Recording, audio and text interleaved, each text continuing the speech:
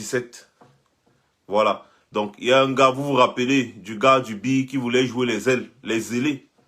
Voilà. Donc, lui-même, c'est devant vous ici, devant Facebook, qu'il est venu demander les excuses. En 2018, début 2018, il y a un gars du B, ici toujours, qui a carrément fait la photo avec mon nom menacé avec l'arme à feu. Vous vous souvenez, non? Non, Jean Désiré, c'est même pas si tu te souviens. Le gars a effacé son compte Facebook, il a disparu complètement de Facebook parce que nous, on connaît comment frapper et quand on frappe dur. Donc, ce qui concerne le gouvernement camerounais, je sais que ce n'est pas eux parce que c'est des personnes qui sont tellement occupées à voler. Voilà. Donc, c'est certains individus qui cherchent à se faire voir, c'est tout. Donc, les lutteurs méca comme ça là et les gens de Dieu Momo, c'est des gens que nous, on peut prendre au sérieux. Le reste des personnes, nous, on ne les prend pas au sérieux parce que c'est des rigolos. Il y a quelque chose qui me fait trop rire chez les Sardinas, c'est que des gens sont tellement peureux qu'ils se cachent derrière des faux profils pour indexer des personnes. Et pour indexer des personnes qui sont en vidéo tous les jours. Moi, je suis en vidéo tous les jours, je ne me cache pas. Ou alors, on veut me dire que les services de renseignement camerounais sont tellement bêtes et cons que depuis 3 ans que je montre mon visage ici, ils ne connaissent pas ma famille. C'est pas ça qui m'intéresse, les gens désirés. Moi, je suis très calme. Je suis très calme. Puisque, vous savez très bien, ils nous connaissent tous. Ce n'est pas aujourd'hui que les gens connaissent peut-être nos familles ou quoi. Le gouvernement camerounais, ils nous connaissent, ils connaissent nos familles, ils nous connaissent tous. Donc, quand tu te présentes déjà en vidéo, comme je me présente comme ça depuis 3 ans, ils ont toutes les informations sur ma famille. Donc, c'est pas ça qui m'inquiète. Ça, c'est pas ça le problème. Le problème, c'est des petits individus comme Luther Meka qui veut jouer aux zélés. Quand quelqu'un comme Luther Meka veut jouer aux zélés, on lui montre qu'on est plus zélé. Et il commence à paniquer. Il est le premier à paniquer, non? Vous avez vu, on a encore parlé. Il est en train de paniquer. Il dit qu'il va porter plainte. Que le document là était un faux. Machin. On a atteint l'objectif. Ils savent que si on veut devenir fou, on sera fou. Et il sera fouetté. Ça va servir d'exemple aux autres personnes qui vont vouloir faire comme lui, tout simplement. Donc, voilà, ne vous inquiétez pas les gars, on est trop calme, on n'a pas de problème. On ne répond qu'aux personnes qu'on peut identifier et non à des peureux qui se cachent derrière des profils non identifiables pour vociférer. Voilà. Ce sont des tintins. Ouais, donc... Voilà. On est déjà assez nombreux, les gars. On est déjà assez nombreux. On est à 5 minutes de live. On est déjà assez nombreux. Je pense qu'on peut commencer. Alors, je voulais ce soir déjà qu'on parle, n'est-ce pas, de l'escroquerie en bande organisée qui est en train de se passer actuellement dans notre pays au vu et au su. Bonsoir Ibrahim Sedou. Bonsoir.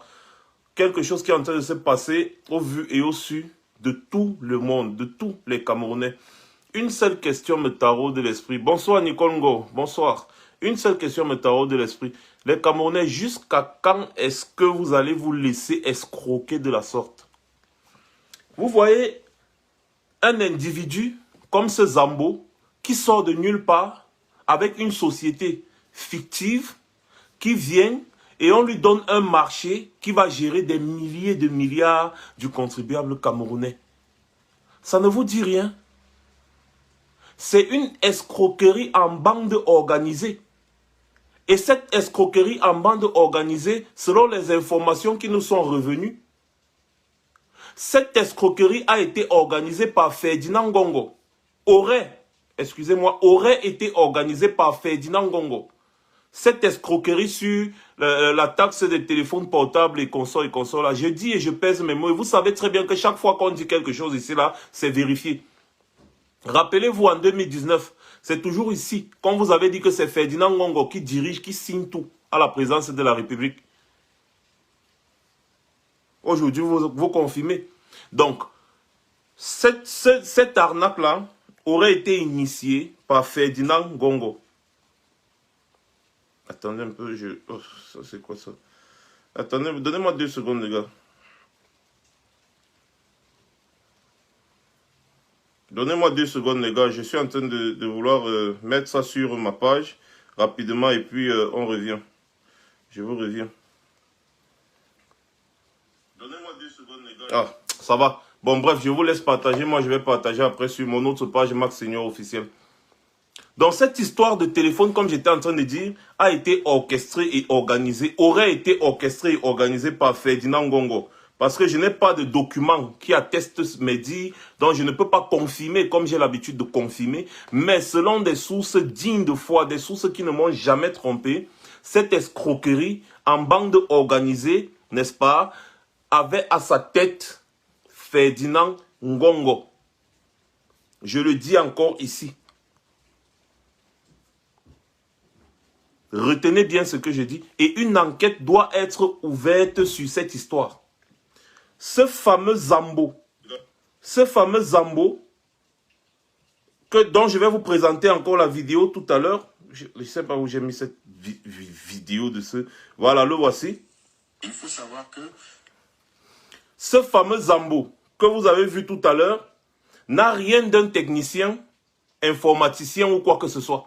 C'est exactement comme le professeur qui était venu vous dire une fois ici là que 500 gigas, 32 gigas est égal à 500 gigas. C'était toujours une escroquerie en bande organisée. Ce fameux Zambossi, n'est-ce pas, doit rendre compte, il doit dire qu'il a envoyé, comment est-ce que sa société a fait pour avoir ce marché. Comment est-ce qu'une société privée peut avoir accès aux données personnelles et privées des citoyens. Sachez que lorsque vous utilisez un smartphone et que des personnes ont accès à votre email, l'email du téléphone, c'est dangereux. Quand des personnes ont accès à l'email de votre téléphone, ça veut dire qu'ils ont accès à votre téléphone. Et à partir de ça, ils peuvent accéder, n'est-ce pas, à vos données personnelles.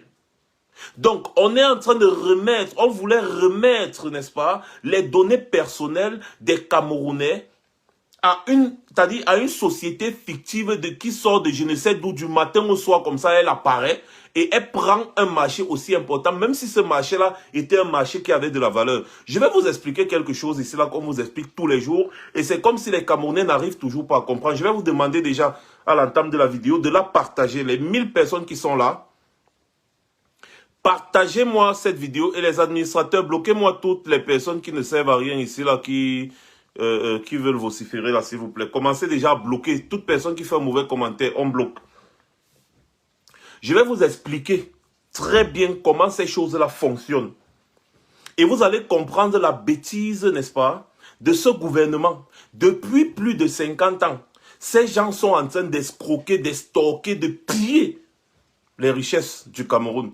Et en deuxième point, je vais vous expliquer pourquoi est-ce que Paul Biya est un détourneur des deniers publics. Je vais vous expliquer pourquoi est-ce que Brenda Biya utilise l'argent des deniers publics. Elle utilise l'argent du contribuable. Parce que j'ai vu des personnes venir nous dire ici là que Paul Biya est riche. Donc sa fille peut dépenser de l'argent. Je vais les mettre face à leurs contradictions dans le deuxième point de notre vidéo avant qu'on ne clôture.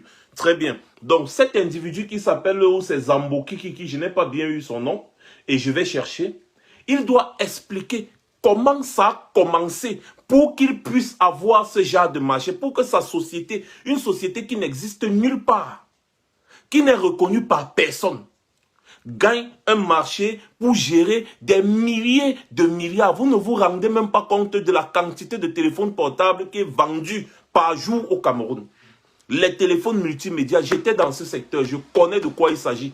Chaque matin à Orange, il y a la queue pour renouveler les puces. Chaque jour, des téléphones sont vendus à l'avenue Kennedy. Au moins, c'est 10 000, 20 000 téléphones portables chaque jour sont vendus à l'avenue Kennedy. Donc, le marché des téléphones portables est un marché fructueux. Et les Camerounais utilisent les téléphones portables. C'est l'un des pays où on utilise les téléphones portables comme il n'est pas permis. Donc, ça veut dire que cette arnaque était bien huilée. Les gars voulaient se sucrer avec votre argent. Heureusement qu'il y a des personnes qui étaient vigilantes. Écoutez-moi, comment est-ce que dans un pays sérieux, on peut donner un marché pareil, même si ce marché-là était un bon marché.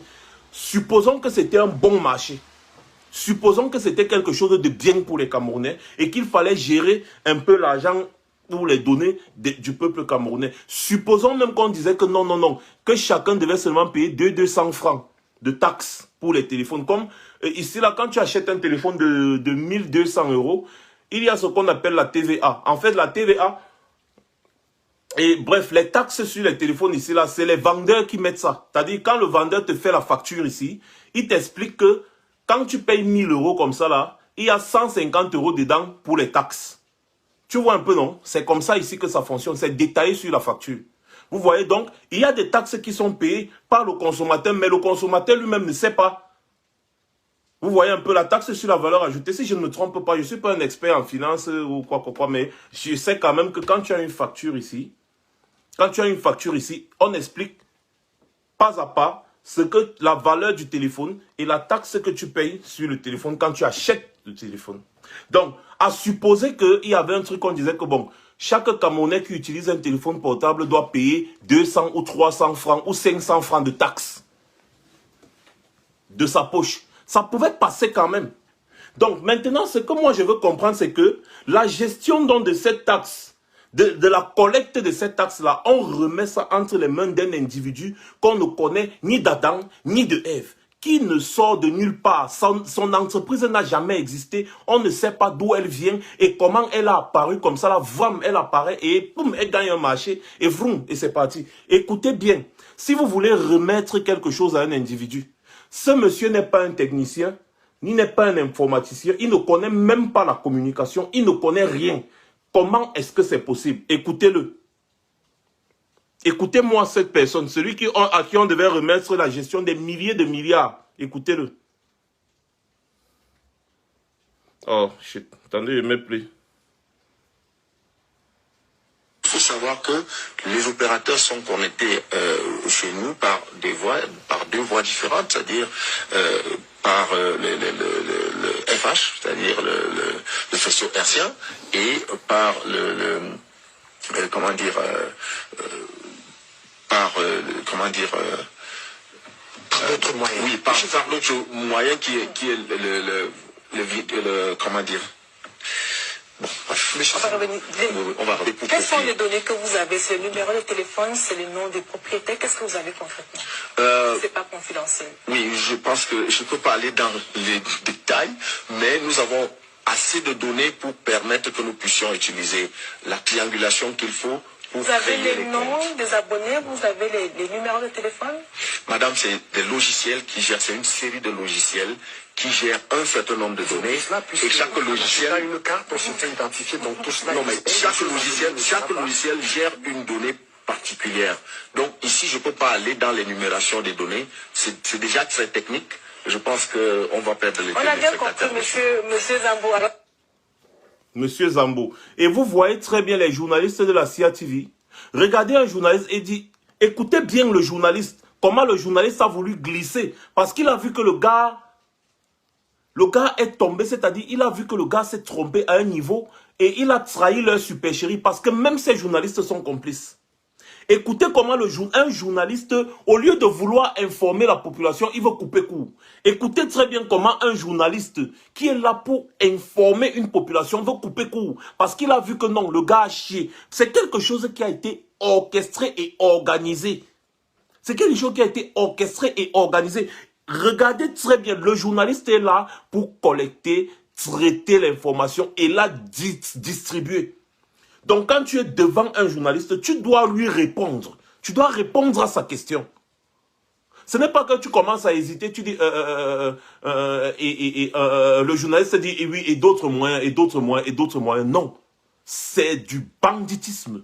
Donc le journaliste lui-même est complice. Quand il dit et d'autres moyens, c'était pour vite couper. Mais le gars encore étant bête, il dit c'est d'autres moyens qui sont même quand vous voulez voler les gars, prenez même au moins les gens intelligents, que lorsqu'ils vont venir parler, on va au moins s'écouter que bon, celui-ci peut tromper facilement. Un peu comme les fémans. Quand un féman veut te manger ton argent, mais le gars te parle, toi-même tu sors l'argent, tu donnes.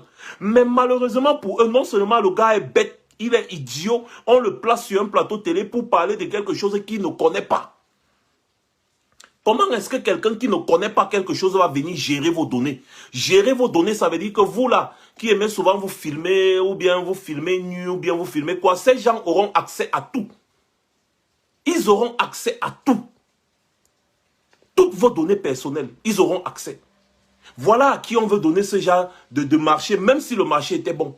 Voilà au genre d'individu. Et le journaliste, je vous répète, le journaliste est complice. Je remets Et vous allez écouter, regardez bien la réaction du journaliste quand le gars n'arrive pas à répondre à la simple petite question. Donc en fait, un technicien qui ne connaît pas le nom de son matériel, c'est-à-dire, on te dit que tu as le clou et le marteau, tu es menuisier, tu as le clou et le marteau, on te dit que pour clouer le bois là, tu dois utiliser quoi? Il dit le clou et au lieu de dire le marteau, il ne sait pas que c'est le marteau qu'on utilise pour taper le clou, pour clouer. Il dit le clou et pour clouer le bois là, on aura besoin du clou et et puis moi le journaliste je vois que le gars est en train de fuck up, je lui dis que non, le clou et l'autre matériel, le clou et l'autre matériel. C'est exactement ce qui s'est passé. Écoutez attentivement. Il faut savoir que les opérateurs sont connectés chez nous par deux voies différentes, c'est-à-dire par le FH, c'est-à-dire le faisceau hertzien, et par comment dire... Écoutez la réaction du journaliste. Par, comment dire... par l'autre moyen. Oui, par l'autre moyen qui est le Ce sont des choses qu'on observe lorsqu'on est enquêteur. On observe ce genre de réaction parce qu'il y a la gestuelle et il y a des petites réactions parfois qui passent inaperçues. Le journaliste dit, et d'autres moyens, et d'autres moyens, et d'autres moyens. Il veut couper court. Ou c'est un journaliste, ou je ne sais pas. Peut-être c'est pas un journaliste, peut-être c'est aussi un panéliste. Donc, si c'était aussi un panéliste, lui aussi il veut couper court. C'est-à-dire, et d'autres moyens, ils ne veulent pas. Le gars a chié, il a fuck up. Vite, vite, vite, on coupe ça, on coupe ça, on coupe ça. Et la dame qui est journaliste, la modératrice, la dame qui est journaliste aussi, elle quand même, je sais, je confirme qu'elle aussi, elle est journaliste. Elle ne cherche pas. Parce qu'un vrai journaliste va dire, mais vous êtes là pour informer la population sur ce que vous êtes en train de vouloir faire. Alors, comment est-ce que vous-même, vous ne connaissez pas le nom de votre matériel et vous voulez collecter les données personnelles des Camerounais et leur argent? Comment vous voulez collecter l'argent des Camerounais, des milliers de milliards, et vous ne connaissez même pas le nom du matériel que vous allez utiliser pour collecter ces données et cet argent? Le gars commence à te parler de la triangulation. Nous tous, on sait que lorsqu'on veut gérer des données informatiques, il suffit de créer un algorithme. Facebook que vous voyez ici, là, vous pensez que c'est les gens qui sont là tout le temps en train de gérer nos pages à Facebook, en train de faire ci. Non, non, non, non. Ils sont là juste dans la maintenance du hardware et du software. Tout simplement. Tout ce qui gère Facebook que vous voyez là, c'est un algorithme. Donc, chaque fois, ils font la mise à jour de l'algorithme pour ajouter certains éléments. Les éléments de gestion, c'est un algorithme qui gère tout ça. Donc, c'est un moteur automatique. C'est comme ça que ça fonctionne. Ce n'est pas que vous allez faire la triangulation, vous allez faire le triangle de Bermude, vous allez faire ceci. Et on te dit, mais tu vas utiliser quoi pour trianguler? Non, mon frère, toi-même, tu ne connais pas. Ce sont des bandits. Et c'était une tentative de détournement des deniers publics. Et ces gens doivent être poursuivis en justice. On doit chercher à savoir ce que ces gens voulaient organiser comme arnaque internationale. Tout simplement. Je suis en train de donner un exemple de quelque chose, d'une gestion automatique de certains trucs. Il y a des algorithmes qu'on fabrique pour ça, monsieur Hervé Osongo. Quand vous ne comprenez pas ce qu'on dit, écoutez au moins. Quand vous n'arrivez pas à écouter, posez les questions, on vous répond. Tout simplement. Voilà, maintenant, va répondre ça, va donner la réponse là à Zambo. Bloqué, pape. Quand les gens ne comprennent pas ce dont on est en train de parler. Donc, c'est une complicité au plus haut sommet de l'État. Bloquez-moi les conneries. Attendez un peu. Jean-Pierre, bloqué. C'est une complicité au plus haut sommet de l'État. C'est quelque chose qui a savamment été orchestré. Et ils ont voulu les faire passer à la CIA-TV pour légitimer. Tout simplement. Maintenant, allons dans le deuxième point de ce sujet. Le deuxième point de ce point. Excusez-moi, je suis à côté du chauffage, il fait chaud. C'est-à-dire cette bande de sardinats qui est à la tête de notre pays depuis des années n'a jamais rien fait de bon pour le peuple camerounais. Je vous explique encore quelque chose de trop simple. Vous savez, la taxe ci sur les téléphones là, n'est-ce pas? On pouvait très bien faire payer ça aux Camerounais. Moi, je serais d'accord. Je serais d'accord si Je vous explique. Je serais d'accord avec ce genre de taxes si on fabriquait les téléphones au Cameroun. C'est-à-dire quoi? S'il y avait des usines de fabrication de téléphones au Cameroun, s'il y avait une marque camerounaise de téléphone, et on voulait que cette marque camerounaise de téléphone gagne le marché, dans ce cas, on peut même dire aux Camerounais que bon, vous savez quoi, si vous voulez utiliser les téléphones importés, vous allez payer 50% de la taxe de quoi. Vous payez, ça veut dire que si tu as acheté un téléphone à 200 000, tu vas encore payer 100 000 pour pouvoir utiliser ça sur le territoire camerounais. Je suis d'accord. L'autre là, non, je vais vous encourager que oui, parce que il y a une usine de fabrication de téléphones au Cameroun et on veut que les gens consomment camerounais. Donc du coup, on veut les dissuader d'utiliser les téléphones importés parce que ça ne nous apporte rien dans notre économie. C'est une fuite des capitaux. Parce que lorsqu'on va seulement acheter une fuite des devises, si je ne me trompe pas, excusez-moi, les langages techniques dans les trucs là, moi je ne connais pas trop. Bref, c'est l'argent qui sort, puisque les devises sont utilisées à l'étranger. Vous voyez un peu? Donc les gens vont acheter et ce sont les Chinois qui fabriquent et les autres qui fabriquent qui s'enrichissent sur notre dos. Parce que nous on prend notre argent et on s'en va acheter les téléphones chez eux. Ce sont eux qui ont les emplois. Ce sont eux qui fabriquent les matériaux. Ce sont eux qui fabriquent les téléphones et ils nous vendent. Donc nous, on dépense seulement, on ne produit rien. Donc si un gouvernement sérieux aurait observé la vitesse à laquelle les Camerounais s'adaptent avec les téléphones portables, un gouvernement sérieux aurait observé la quantité de téléphones portables qui est utilisée par les Camerounais.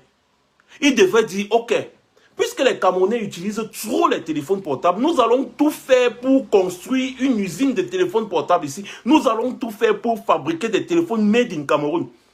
Quitte à payer des plus grands ingénieurs du monde, qu'ils viennent au Cameroun nous montrer comment on fabrique les téléphones portables là, parce qu'apparemment, la jeunesse est devenue androïde. Comme Paul Biya avait dit dans l'un de ses discours, que la jeunesse est devenue androïde et il faut s'adapter. Oui, je suis d'accord avec lui, il faut s'adapter. Mais quand on dit qu'il faut s'adapter avec les moyens qui vont avec. Et ce gouvernement a les moyens. Depuis des années. Le Rwanda, lui, ils ont leurs ordinateurs au Rwanda. Ils fabriquent les ordinateurs sur place. Il y a beaucoup de pays qui fabriquent les téléphones portables et on utilise là. Alors, si on avait créé une usine, ou alors on avait une marque de téléphone qui est fabriquée au Cameroun, made in Cameroun. On impose aux Camerounais que, bon, vous savez quoi, vous allez utiliser les téléphones made in Cameroun. Si vous voulez importer les téléphones, vous allez payer une taxe de 50% sur le prix d'achat du téléphone. Là, c'est tout à fait normal. Mais c'est vous ne produisez rien, vous ne fabriquez rien. Là où les Camerounais vont pour se débrouiller, vous voulez encore les taxer. Vous organisez toute une escroquerie pour tuer les Camerounais.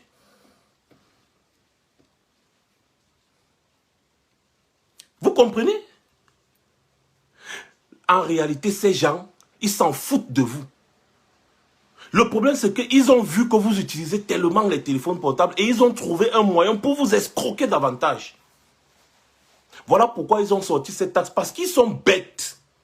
Ils ne réfléchissent pas. Ils sont idiots. Ils ne réfléchissent pas.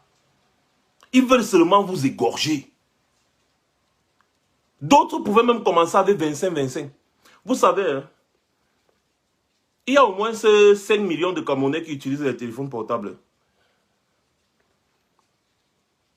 Et vous ne pouvez pas imaginer le nombre de... C'est-à-dire, les Camerounais ont le cœur. J'ai été dans le secteur, je connais. Les Camerounais ont le cœur. La technologie du téléphone portable, ça ne se cache plus. Il suffit que tu aies des composantes et puis tout le monde peut utiliser, tout le monde peut fabriquer. La preuve, quand vous allez à l'avenue Kennedy, il y a des gars qui vous adaptent les téléphones avec les cartes mères de ci, à gauche, il te prend telle puce électronique de ci, il met ça, il te donne le téléphone, ça fonctionne. Nous avons la capacité intellectuelle de fabriquer nos propres téléphones portables. Parce que la quantité de téléphones portables qui est utilisée au Cameroun, c'est incroyable. Donc ça veut dire que ça peut être un très bon marché made in Cameroun, bien fabriqué. Il n'y a rien dans les téléphones portables. Il n'y a pas de différence dans les téléphones portables entre iPhone et Samsung. La preuve, La majorité des composantes d'iPhone sont fabriquées par Samsung. Oui, l'iPhone que vous voyez là, la majorité des matériaux qu'on utilise pour fabriquer l'iPhone, c'est fabriqué par la maison Samsung. Donc les gens que vous croyez qui sont en rivalité, en réalité, ce sont des amis. Les gars se partagent le marché du téléphone portable. C'est des millions. Et on a le matériel. Au Congo, juste à côté là, on a, c'est le coltan. Le matériel que si personne n'a, ils ne peuvent pas fabriquer les batteries des téléphones portables. Donc vous voyez qu'on a le matériel. On a le matériel sur place. On a l'aluminium. On a tout sur place. Mais on importe des millions et des millions et des millions de téléphones portables par mois au Cameroun. Donc vous voyez que ces gens, ils ne pensent pas à vous créer des emplois. J'ai vu que Cameroun Tribune dit que le Cameroun a créé 230 000 emplois. Moi, il s'est mis les mains sur la tête. J'ai dit, oh Cameroun, oh Kolo. Oh Kolo. On doit aller arrêter les gens qui travaillent à Cameroun Tribune. On les chicote. Allez sur Google, je ne vous dis pas. Vous allez apprendre à chercher. Allez sur Google, vous tapez nombre de fonctionnaires au Cameroun. Vous me dites combien de fonctionnaires il y a au Cameroun.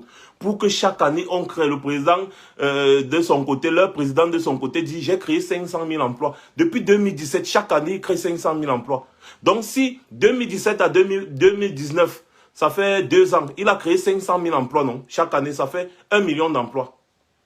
Et puis voici encore 230 000 emplois que Cameroun Tribune dit qu'ils ont encore créé. Donc ça fait 1 230 000 emplois. Mais quand tu pars regarder le nombre de personnes qui travaillent au Cameroun, c'est même pas 500 000. C'est-à-dire le secteur privé. C'est-à-dire le secteur privé et le secteur public. Les fonctionnaires du secteur public et les travailleurs du secteur privé.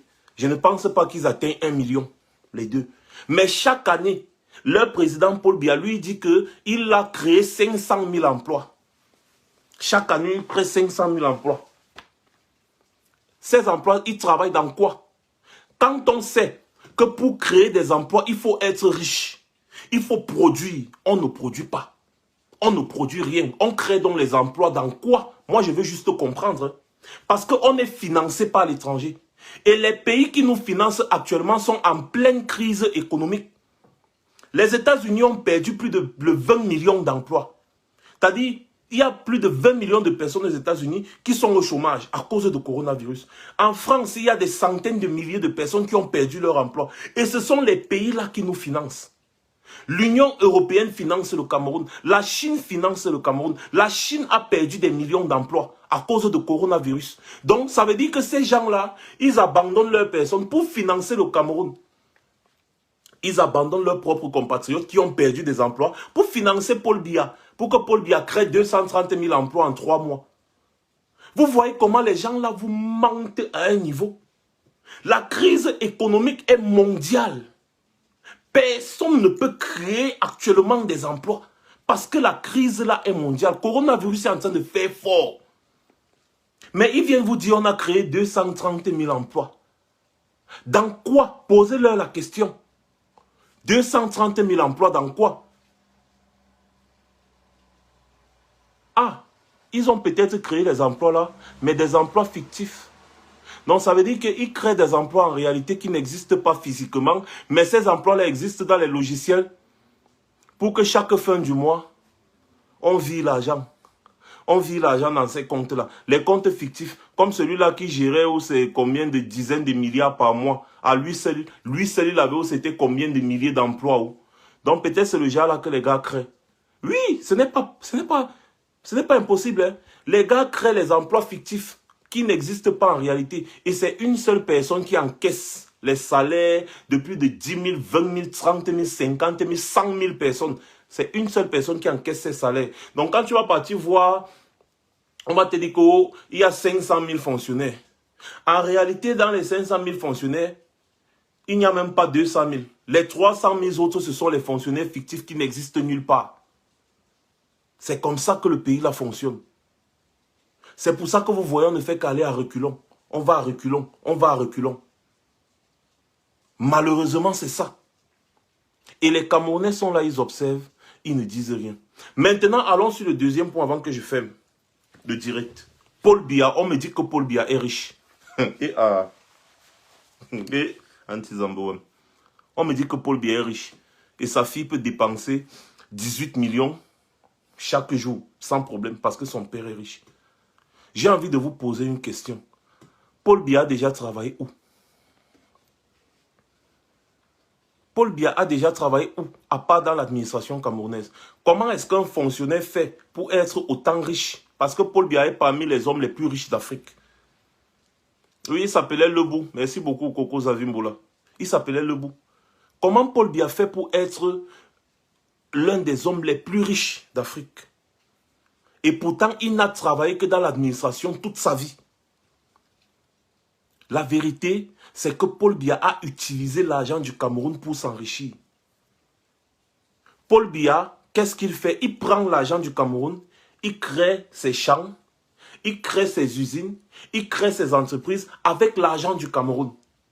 Et puis maintenant, il vit des bénéfices, même s'il décide de rembourser ce qu'il a pris. Après quelque temps, il rembourse ça avec les bénéfices. Donc, il a pris l'argent du Cameroun, il a créé ses activités, Et le deuxième point, c'est quoi? C'est que lorsqu'il crée ces activités-là comme ça, vous pensez qu'il peut avoir concurrence sur le marché? D'autres m'ont dit que Paul Biya est un très grand agriculteur. Si il y a un grand contrat d'importation ou d'exportation, excusez-moi, vous pensez que Paul Biya va laisser qu'il y ait la concurrence? Non, c'est une concurrence déloyale. Parce que lui, avec sa position de président de la République, et toi, le pauvre cultivateur qui est de l'autre côté, vous avez le même produit. Et il y a un gros contrat d'exportation qui doit être signé par l'État du Cameroun. Vous pensez que Paul Biya va laisser que ce contrat d'exportation soit gagné par un autre agriculteur? C'est-à-dire quoi? Paul Biya cultive la banane. Moi, je cultive la banane. Il y a un gros contrat d'exportation de bananes qui arrive au Cameroun. Et ce contrat doit, n'est-ce pas, profiter à ceux qui cultivent peut-être la banane. Donc, on a besoin des tonnes et des tonnes et des tonnes et des tonnes de bananes. Et Paul Biya, lui, il a un champ de bananes. Moi, j'ai un champ de bananes. Je ne suis pas président de la République, je ne suis rien. Paul Biya est président de la République. Le contrat arrive. Vous pensez que le contrat là va arriver? Paul Biya va laisser ses bananes pourrir pour te donner le contrat? Non. Il va prendre, puisqu'il est prioritaire, il est président de la République, il est tout, il est assis sur tout. Donc, il va prendre le contrat, il s'assoit sur ça, il livre ses bananes. Et il continue avec son champ. Si c'est les champs d'ananas, il va prendre le contrat, il va livrer les ananas et c'est comme ça qu'il va s'enrichir. Il va s'enrichir, continuer de s'enrichir parce qu'il ne peut pas laisser ses bananes ou ses ananas pourrir pour te donner le contrat à toi, monsieur l'agriculteur. Il y a conflit d'intérêts. Merci, Chasserie Kenzel. Et ça, ce sont des choses qui sont punies par la loi. Paul Biya est un détourneur des fonds publics. Paul Biya est un détourneur des fonds publics. Paul Biya a volé l'argent de l'État camerounais pour s'enrichir. Donc c'est une richesse. Je ne sais pas comment on appelle ça en gros français, mais c'est du vol. Les gens viennent carrément nous dire que Paul Biya est un grand exportateur, Paul Biya est un agriculteur, mais il est président de la République. Et en même temps, il est exportateur des produits champêtres et consorts. Des deux choses l'une.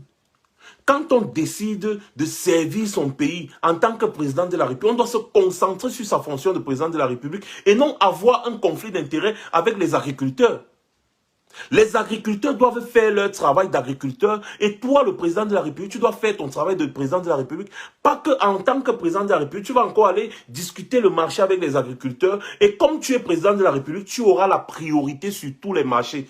C'est de la concurrence déloyale. C'est un conflit d'intérêts. C'est de l'escroquerie. C'est du vol. C'est du détournement. Parce que c'est encore avec l'argent de l'État camerounais que lui, il investit dans ses champs. Pendant que l'autre personne travaille dur à la sueur de son front pour investir dans les champs. Maintenant, au moment des récoltes, il y a un gros contrat d'exportation qui arrive. C'est encore Paul Biya qui va gagner ce contrat. Ayant utilisé l'argent du contribuable camerounais pour investir dans ses champs. Il va encore gagner le contrat. Maintenant, celui-là qui a souffert pour investir dans les champs, Il ne sera que là pour attendre en second plan. Malchance pour lui, si Paul Biya fait, après c'est Ngongo qui fait, après c'est Chantal Biya qui fait. Donc il va attendre son tour. Parce que quand Paul Biya aura déjà bien léché la part du lion, il va donner à Chantal Biya. Chantal Biya va lécher la part de la lionne, il va donner à Ngongo. Ngongo va lécher la part de la hyène, ils vont donner à Bidunkwat. Bidunkwat va lécher aussi sa part. Et toi maintenant, le petit agriculteur, tu te retrouves en train de gérer les petites miettes. Parfois, tu ne récupères même pas le capital que tu as investi dans tes champs. Paul Biya n'a rien fait dans sa vie à part travailler dans l'administration camerounaise.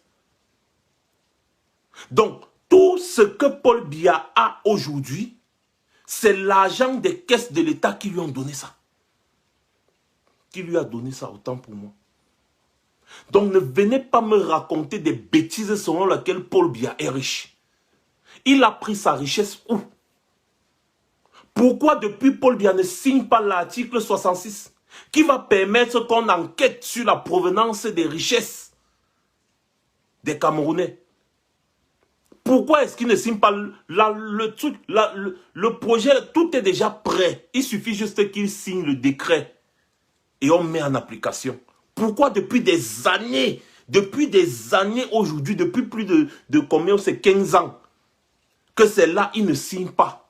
Parce qu'il sait que si une enquête est ouverte sur sa richesse, il sera établi qu'il y a eu détournement des deniers publics par Paul Biya.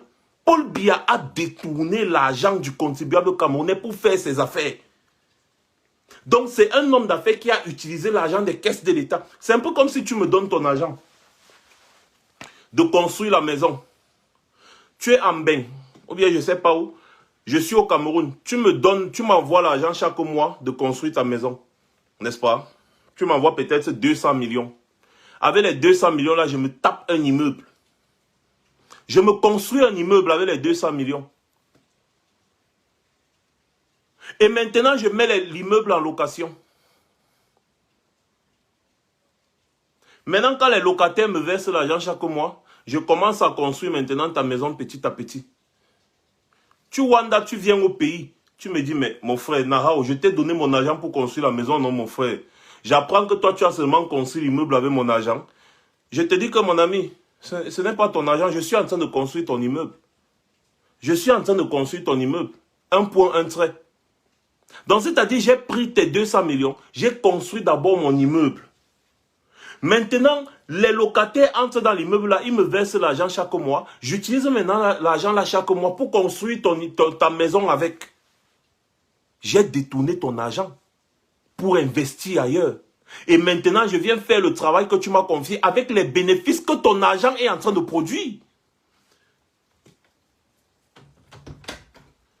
Donc, ça veut dire que tout l'argent que Paul Biya a aujourd'hui, qu'il utilise aujourd'hui, ça vient des caisses de l'État.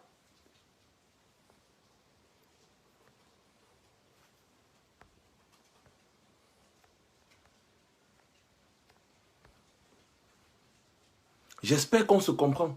Et je mets quiconque ici au défi. En tout cas, les Sardinas là, ils me connaissent. À chaque fois que je me suis retrouvé face à un Sardina sur un plateau télé, il a toujours bégayé. Parce que je ne suis pas dans les débats bizarres, je ne mâche pas mes mots. Je dis les choses telles qu'elles sont. Il n'y a jamais un Sardina, vous êtes témoin, aucun Sardina que j'ai affronté n'a pu tenir contre moi. Parce qu'ils ne peuvent pas. C'est impossible, ils ne peuvent pas défendre Biya. Et je mets encore n'importe quel Sardina ici à défi. Si quelqu'un se sent capable, on se met un face à face sur un plateau télé. Mais il va devenir fou. Comme les autres sont devenus fous là dernièrement, même sur Afrique Média. C'est comme ça que ça marche. Et à chaque fois, je vais les mettre mal à l'aise. Ils vont commencer à parler de mon père, parler de ma mère, parler. C'est toujours comme ça. L'autre jour sur Afrique Média, il y a l'un des Sardinas, la Fomongota. Tellement je l'ai laminé, il a commencé à dire, ton père était commissaire, ta mère ceci, patati patata. C'est toujours comme ça parce qu'ils n'ont aucun argument. Ils ne peuvent pas débattre. Il n'y a rien dans la ciboule. Ils vont seulement commencer à dire, ta mère habite ici, ton père a fait ci, ton père... C'est tout ce qu'ils peuvent dire là-bas. Ils n'ont pas encore compris que ça ne change rien au fait que Paul Biya était un voleur et un détourneur de deniers publics. Et tôt ou tard, ne vous inquiétez pas. La justice est lente, mais elle aboutit toujours. Le nombre de plaintes qui a été déposé contre Paul Biya, tous les comptes fictifs sont en train d'être répertoriés. Donc Paul Biya, mort ou pas mort, que sa famille sache que même 5 francs de tout cet argent qu'ils ont caché partout, ils n'auront rien. Et ils seront poursuivis et ils vont répondre. S'ils pensent que Paul Biya, si Paul Biya a fermé l'œil, Paul Biya ferme l'œil, ils vont commencer à jouir de l'argent que Paul Biya a volé. Ils se trompent. Je vais leur poser une question. Les enfants de Mobutu sont où? Les enfants de Bokassa sont où? Hein? Paul Biya n'est pas plus riche que Bokassa. Les enfants de Bokassa sont où? Les enfants de Mobutu sont où? C'est de ça qu'il s'agit. Donc, Brenda Biya, par exemple, ma fille, continue de faire le petit malin. Au lieu de te faire toute petite, tu viens, tu dis, le chien aboie, la caravane passe. L'arrogance. L'arrogance du fils d'Ibeka a fait tomber son père. Et aujourd'hui, il est en train de fuir partout. Ibeka avait plus d'argent. Le fils de Ibeka avait plus d'argent que toi parce qu'il gérait même les deniers publics au Mali. Le fils d'Ibeka était où? C'était ministre de quoi. Donc, il avait sauvagement d'argent. Ma fille, tu n'as rien. On a fait tomber son père. Maintenant, le fils d'Ibeka, il est comme une souris. Parce que même l'accès à ses comptes, il n'a plus. Il n'a plus accès à rien. Et les Maliens le cherchent comme ça là, avec la torche. Que le jour où ils vont mettre la main sur lui, ils vont finir avec lui. C'est toujours comme ça les enfants des dictateurs. Ils ne font jamais rien. C'est comme ça les enfants des dictateurs. Donc, fais-toi toute petite. Fais-toi toute petite. Va au Cameroun. Va bagarrer au Maro. Va rester au Cameroun là-bas. Au moins au Cameroun, on sait que c'est difficile de dépenser 18 millions par jour. Mais va faire ça au Cameroun. Parce que si c'est au Cameroun, si tu dépenses en boîte de nuit au Cameroun, c'est quand même un Camerounais qui a la boîte de nuit. Ça va faire tourner l'économie du Cameroun. Il y a les Camerounais qui sont employés dans la boîte de nuit. Ça va faire tourner l'économie du Cameroun. Si tu peux acheter le riz, si tu peux acheter n'importe quoi au Cameroun, si tu peux acheter le téléphone portable au Cameroun, l'ordinateur, n'importe quoi. En fait, si tu dépenses les 18 millions que tu dépensais ici, là, au Cameroun, ça va aider les Camerounais. Parce que quelque part, ça va aider à payer le salaire d'un Camerounais. Ça va aider à ce que ce Camerounais aussi aille nourrir sa famille. Donc ça va aider les Camerounais. On sait que vous volez l'argent, mais ne volez pas l'argent là pour venir dépenser ici. On sait que vous détournez l'argent, mais ne détournez pas ça pour venir dépenser ici. Dépensez cet argent que vous avez détourné au Cameroun. C'est tout ce qu'on vous demande. En attendant le moment du jugement, est-ce que c'est difficile à comprendre? Donc, si tu as 18 millions à dépenser par jour, hein, ma fille, va dépenser ça en boîte au Cameroun. Va au Katios. Ce qui est sûr au Katios, il y a des serveurs et des serveuses qui sont camerounais. Les 18 millions là vont permettre à ceux qu'on paye leur salaire. Ça va faire tourner le Katios. Le Katios crée les emplois. Donc, comme vous aimez seulement aller dépenser dans les champagnes, les whisky. Ou alors, si tu veux dépenser les 18 millions, va, je ne sais pas où, dans quel magasin, achète les choses au Cameroun. Ça va faire tourner l'économie puisque l'argent là va tourner au Cameroun. Tout simplement. C'est tout ce qu'on vous demande. Paul Biya, depuis qu'il ne vient plus en Suisse, n'est-ce pas l'argent là, il part en Vomeka, il part partout, n'est-ce pas, on dépense ça au Cameroun. Tout ce qu'on demande, c'est que cet argent que vous avez volé soit dépensé au Cameroun, en attendant votre jugement. C'est aussi simple que ça. Est-ce qu'on a les moyens? On n'arrive pas à vous empêcher de voler, non. C'est vous qui gérez les caisses de l'État, non. Volez comme vous voulez, mais dépensez au Cameroun. Tu vas acheter la tomate, achète pour que la maman qui vend la tomate puisse aussi profiter, pour que le producteur de tomates camerounais puisse aussi profiter de cet argent. Parce que quand tu prends les 18 millions là par jour, tu viens dépenser ça ici, là, à l'hôtel à Paris. Ce sont les Parisiens qui profitent. Ce sont les employés français qui profitent. Donc tu ne peux pas prendre l'argent du Cameroun, qui souffre déjà. Tu portes, tu viens encore donner ça aux gens qui ont déjà plus d'argent que nous. Mais ça, c'est de la méchanceté. Mais c'est tout ce qu'on vous demande. Qui vous a déjà empêché de dépenser au Cameroun un jour? Quelqu'un est venu au Cameroun pour dire que mon ami, tu dépenses trop, tu dépenses. Non.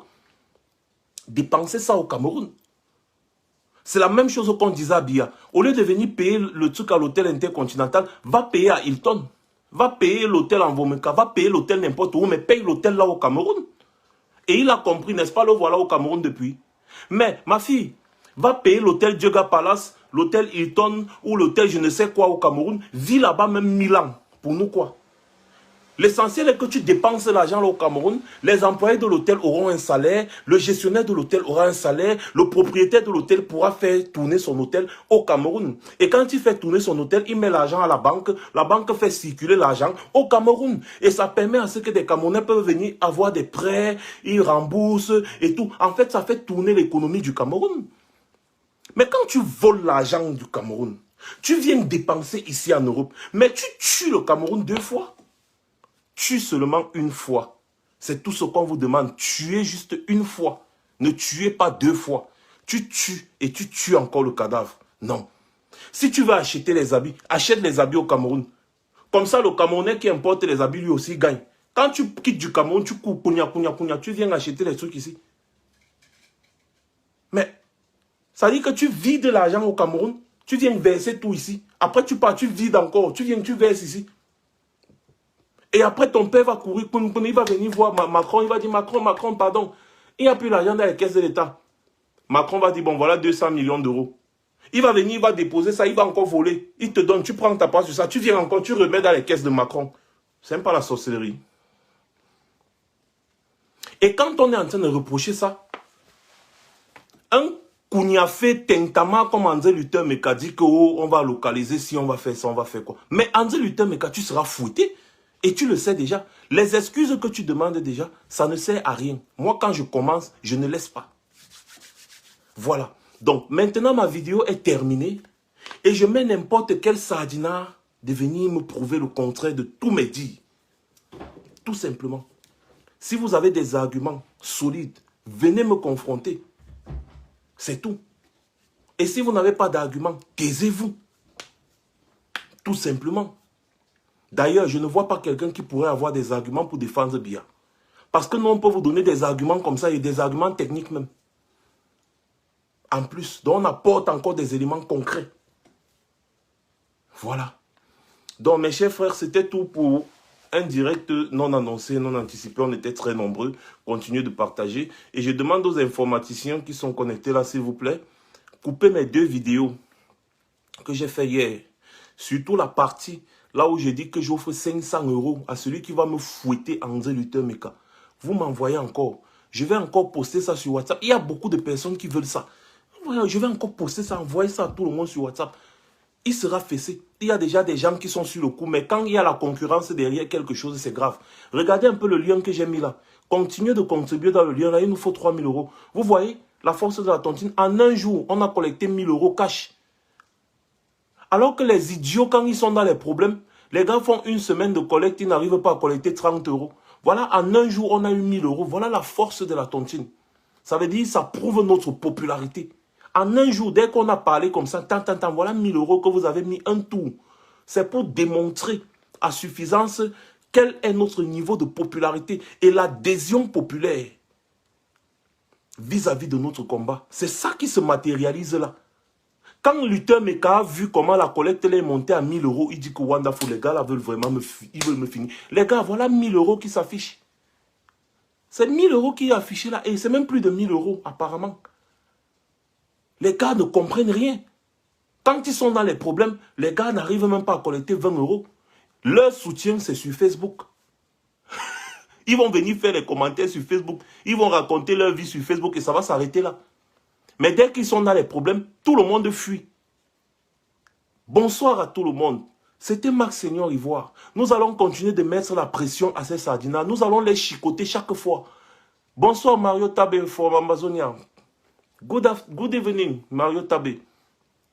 Le lien est sur l'entête du direct Boca Junior. Tontinez là-bas. Demain, je veux voir 2000 €. Après-demain, je veux voir 3000 € dans le lien là. Le lien est juste en haut sur l'entête du direct, les gars. Tontinez, attendez. Je peux même vous donner peut-être 3 minutes. Je colle le lien ici.